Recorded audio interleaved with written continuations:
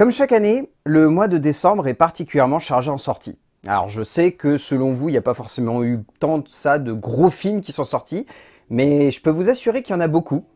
Donc on ne va clairement pas perdre plus de temps et on va tout de suite passer en revue les quelques films que nous avons loupés durant ce mois de septembre 2022.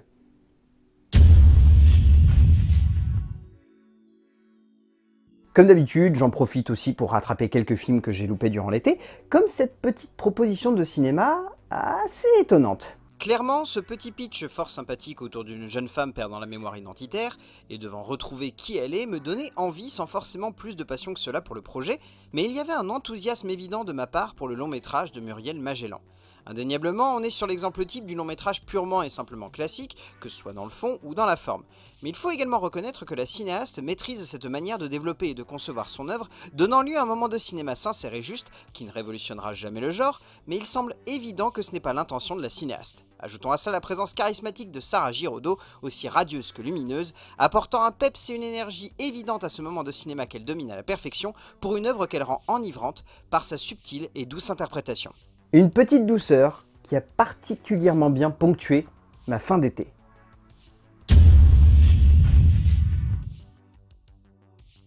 Le cinéma de vampires n'est clairement pas donné à tout le monde.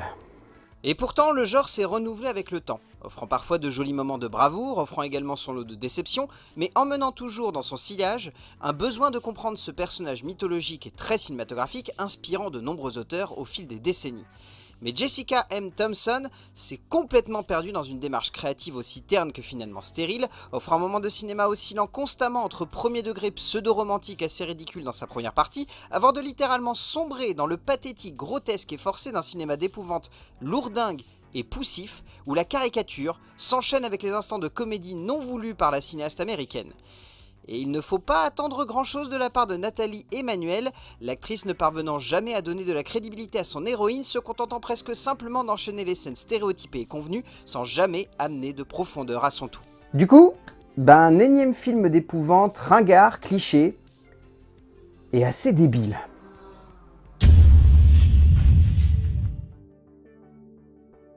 Si on devait parler d'un thriller dans l'air du temps, celui-là gagnerait la palme dans le genre, au vu du sujet qu'il évoque. Jérôme Salle, devenu depuis quelques années un cinéaste recherchant l'immersion et l'action au sein d'un cinéma de genre français parfois un peu fermé à celui-ci, voulait faire de ce projet audacieux et assez intense dans son genre, une œuvre parlant à l'actualité, évoquant une vérité avec dureté, mais force. Le film qui en découle est d'une immense et folle frénésie dramatique et sous tension constante pour un moment de cinéma qui accroche le spectateur en peu de temps, ne lâche jamais sa tension tout du long de son projet, pour un moment de 7e art qui fascine par sa maîtrise, mais qui sonne aussi comme très convenu en termes de retournement de situation et de développement d'un héros sonnant surtout comme le véhicule d'une cruauté poussée dans un paroxysme tétanisant. Gilles Lellouche est très bon dans le rôle-titre, l'acteur offrant une prestation maîtrisée et juste, qui démontre une nouvelle fois qu'il est doué dans le genre de l'action et qu'il sait équilibrer une performance en fonction de la tension qui se met en place pour que le personnage prenne pleinement vie face à nous. Un bon moment de cinéma, sans nouveauté, clairement, mais d'une telle efficacité que c'en est saisissant.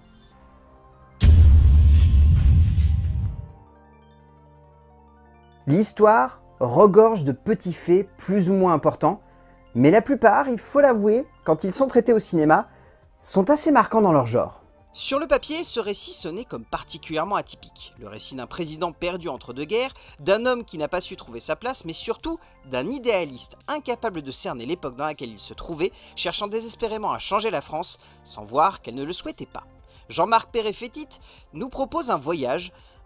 dans l'esprit d'un homme, dans une France d'un autre temps, dans un instant de comédie humaine saisissant dans sa sensibilité et sa justesse, ne sonnant pas ainsi simplement comme une comédie, mais également comme une belle réflexion autour de la politique et de son côté cynique, pour un instant de cinéma qui amuse, autant qu'il sait comment nous emporter dans une intéressante réflexion autour des idées et de leurs actions. En plus, ce duo Gamblin-Dussolier apporte clairement un petit quelque chose de plus au métrage, les deux acteurs donnant un truc en plus à l'œuvre du cinéaste français, apportant ainsi autant de comédie que de sensibilité à ces deux héros de l'histoire. Un film historique et assez classique, mais qui fonctionne très bien, donc le geste est clairement à saluer.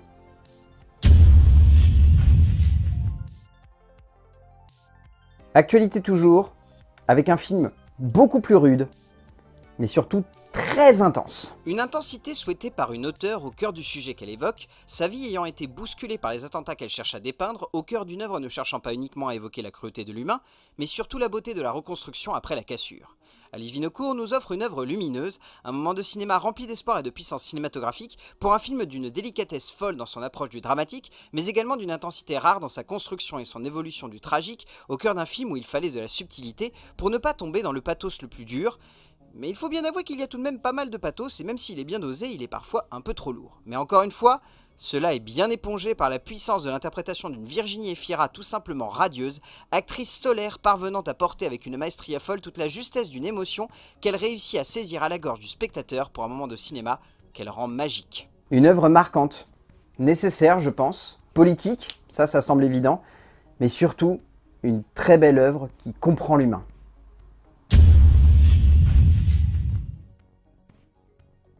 Si l'on peut comprendre l'essence d'un personnage, il est parfois très difficile pour un auteur de réussir à faire en sorte que le spectateur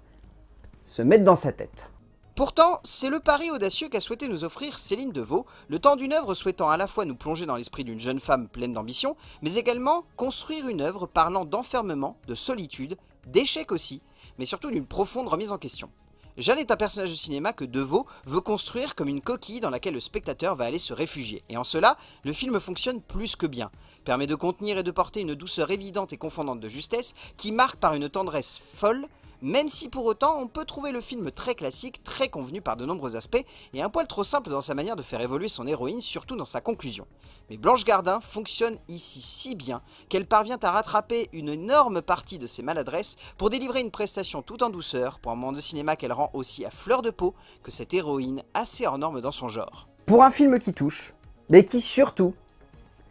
fait bien rire.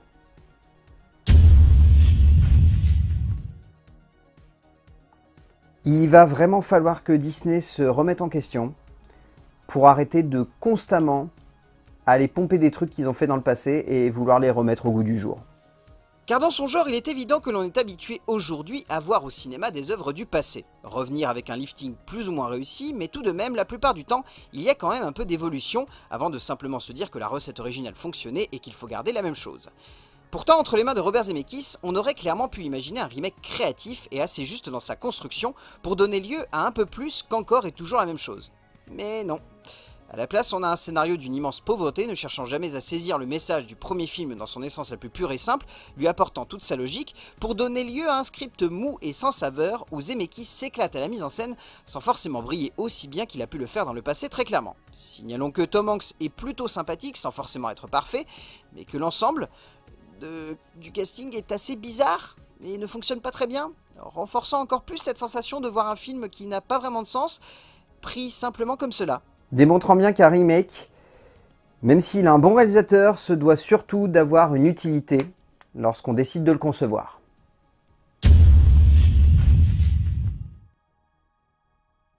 Netflix propose des choses. Déjà c'est bien. Mais parfois c'est pas toujours une bonne idée. Et disons qu'ici on est sur l'exemple d'un projet de cinéma qui sur le papier pouvait promettre une plongée forte et intense dans un univers plein de détails et surtout de mystères, se centrant sur la relation complexe, mais assez envoûtante sur le papier, entre un plongeur extrême et une jeune femme qui va tomber dans cet univers et aimer cet homme. David Rosenthal propose un thriller pseudo-érotique qui n'a rien de brillant et qui sonne même comme un moment de cinéma d'une grande lourdeur et d'une faiblesse créative assez folle, mélange du grand bleu avec un drama pseudo-sulfureux qui aurait pu être prenant s'il ne voulait pas faire tenir l'ensemble de la dramaturgie sur l'évolution d'un couple qui, clairement, ne sonne pas comme intéressant ou prenant dans leur relation. De plus, Ro et Zermani en font clairement des caisses et n'arrivent pas à sauver un film lourdingue et poussif dans sa composition où ces deux très bons acteurs ne sonnent que comme l'exemple de talent au service de pas grand chose. En plus, c'est pas très émoustillant ou palpitant pour un sou. Donc niveau utilité...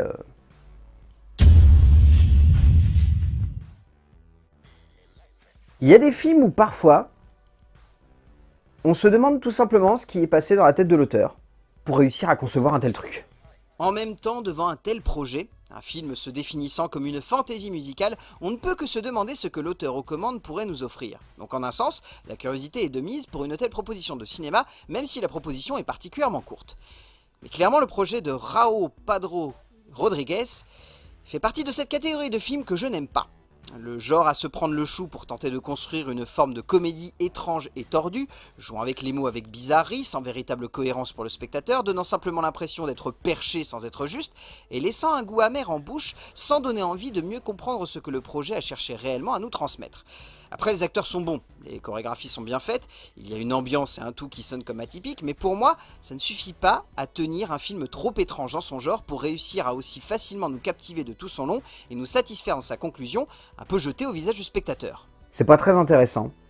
et en plus c'est beaucoup trop court pour réellement être satisfaisant.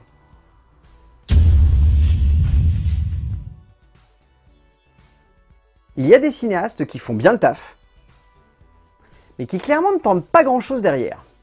Certains auteurs se contentent de faire leur bout de chemin, d'avancer dans une direction qu'ils connaissent, qu'ils maîtrisent, qu'ils savent comment parfaitement diriger pour que le spectateur soit convaincu et qu'il n'ait pas forcément la nécessité de proposer plus pour réussir à les convaincre que le voyage va aller plus que cela. Mohamed Hamidi est un bon réalisateur, un auteur proposant des films sympathiques avec des thématiques qu'il maîtrise et qu'il sait comment parfaitement mettre en relief par rapport à notre société. Mais qui fait un peu encore et toujours la même chose, n'apportant rien de bien neuf ici que ce qu'il a déjà abordé dans ses précédents métrages, mais encore une fois, le faisant bien, et avec assez de relief pour nous toucher et nous emporter. Puis il faut l'avouer, même s'il ne se renouvelle pas dans son jeu, qu'Admerad offre une jolie prestation ici, emportant bien le film et son héros pour une aventure très classique dans son genre, mais que l'acteur domine bien pour un ensemble duquel on ressort satisfait sans être forcément transcendé. Mais au vu du projet, on s'attendait clairement pas à plus. Donc why not?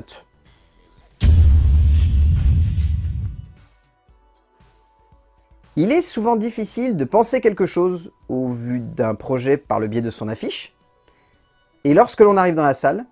de sentir qu'on a réussi à se faire contredire de la bonne manière.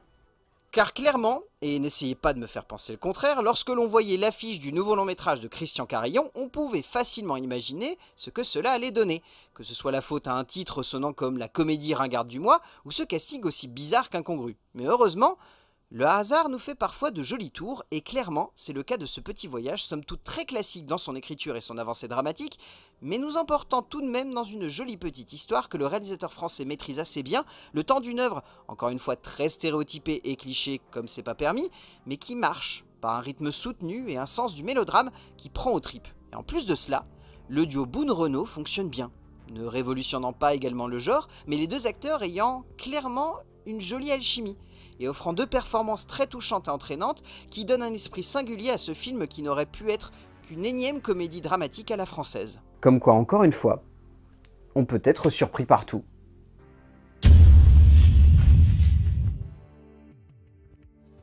Parler de l'histoire est quelque chose de très complexe, surtout quand elle nous amène à nous rappeler d'assez mauvais souvenirs.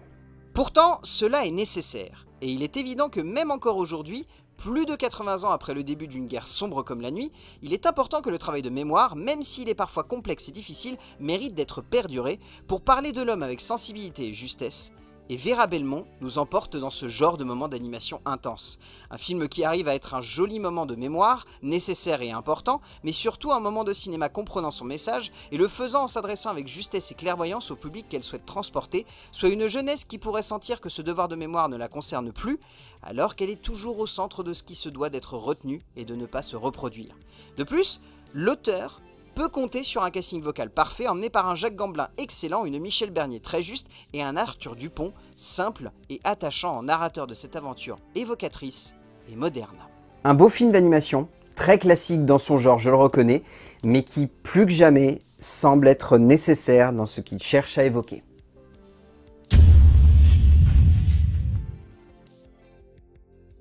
Certains sujets ne donnent pas très envie au cinéma.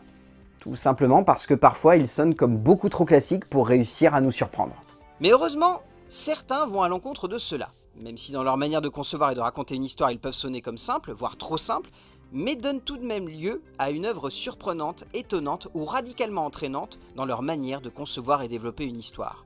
Gina Prince Brightwood nous offre un film d'action qui dans son sujet sonne comme atypique, dans sa forme sonne comme extravagant, et dans son récit comme classique. Mais dans le bon sens du terme, pour une œuvre qui finalement nous emporte avec justesse dans une aventure intense, moderne, risquée aussi dans la forme que celle-ci donne à son récit, mais qui jamais ne se perd dans une démarche créative trop militante et pas assez artistique. De plus, l'ensemble est porté par un casting féminin absolument magnifique où Viola Davis ressort une nouvelle fois comme l'immense morceau de bravoure et d'interprétation qui transporte totalement le spectateur dans cette aventure folle, romanesque, épique et tout simplement féminine dans son sens le plus noble mais aussi le plus fort possible. C'était un sacré voyage qui, je dois le reconnaître, m'a totalement passionné.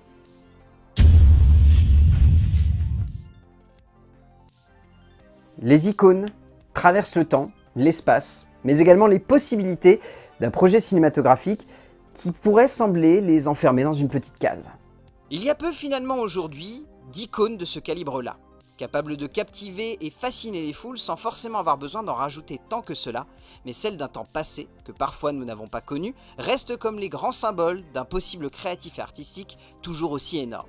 Brett Morgen nous emporte dans l'esprit d'une véritable icône générationnelle, un homme qui a changé la musique, qui a changé même un peu le monde, qui a donné lieu à une œuvre artistique folle, qui encore aujourd'hui fascine le tout un chacun, pour offrir ici un moment de cinéma tout simplement hypnotisant autour de la légendaire figure que fut David Bowie, pour une œuvre monumentale, un peu répétitive tout de même dans sa forme, mais qui sonne comme le testament d'une légende de la musique, offert par un auteur de cinéma comprenant l'homme et l'artiste. Le tout est un poil long pour ce que cela nous raconte, soit finalement peu sur l'homme, mais sonne tout de même comme un objet nécessaire pour comprendre le philosophe créatif qui habitait David Bowie et qui l'a poussé à nous offrir un tel héritage musical et cinématographique. Que Brett Morgen porte avec grâce, beaucoup de poésie, mais surtout une maîtrise et une maestria absolument folle qui rend parfaitement hommage à David Bowie.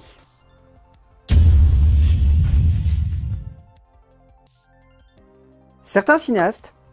imaginent un projet autour simplement d'une vague idée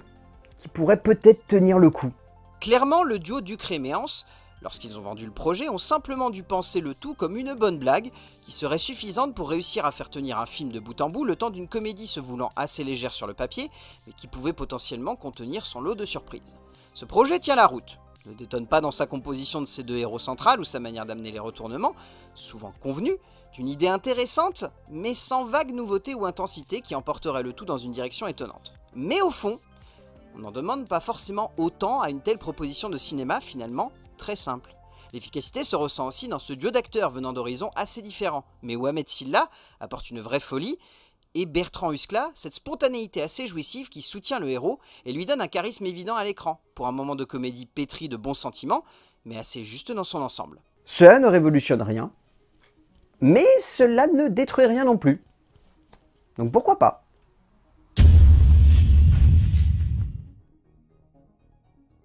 Il y a des sujets qui sonnent comme difficiles sur le papier, mais qui par rapport à notre actualité et la réalité, sonnent un peu comme nécessaires. Le sujet ici sonnait comme d'une intensité dramatique pouvant être tellement dure et complexe qu'il fallait un auteur avec une vraie ambition, mais une maîtrise également de faire pour ne pas tomber dans le pathétique un peu trop larmoyant ou dans l'émotion tellement à fleur de peau qu'elle prendrait le pas sur le récit. Léopold Legrand ne tombe dans aucun des deux, amenant un véritable thriller émotionnel et tragique autour de la plongée dans l'illégalité de ces deux couples pour une œuvre intense, puissante aussi dans sa peinture de la société et son envie de nous immerger pleinement dedans, pour un film maîtrisé, parfois un poil trop long pour ce qu'il a à nous offrir, mais d'une telle finesse dans son jeu avec nos attentes et notre envie d'en apprendre plus sur ces deux couples que l'on ne peut que se sentir touché par cela. Sarah Giraudot emporte à merveille cet ensemble dont elle ressort comme le véritable atout, même si au fond, c'est un quatuor fantastique qui porte l'ensemble du métrage et qui donne à ce récit son intensité et sa finesse de composition. Pour une œuvre difficile, clairement, mais parfaitement maîtrisée par son auteur.